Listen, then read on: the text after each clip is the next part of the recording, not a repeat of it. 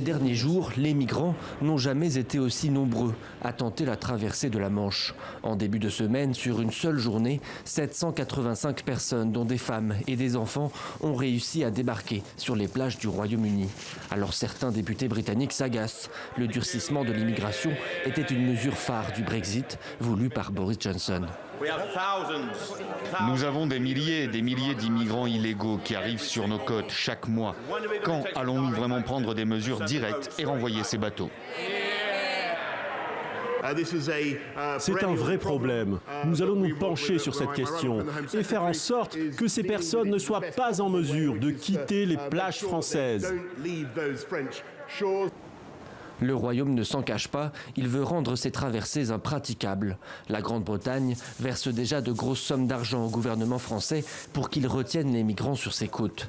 Mais Paris n'en fait pas assez au goût de Londres et le deal pourrait bien être déclaré caduc.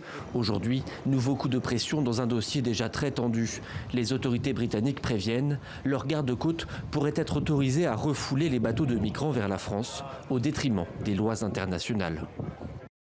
La France n'acceptera aucune pratique contraire aux droits de la mer, ni aucun chantage financier. L'engagement de la Grande-Bretagne doit être tenu. Je l'ai dit clairement à mon homologue Priti Patel. Le gouvernement français a aussi mis en garde contre les risques d'une telle méthode. La traversée est déjà très périlleuse pour les migrants. Elle s'effectue sur des embarcations de fortune surchargées et depuis le début de l'année, plusieurs personnes y ont laissé la vie.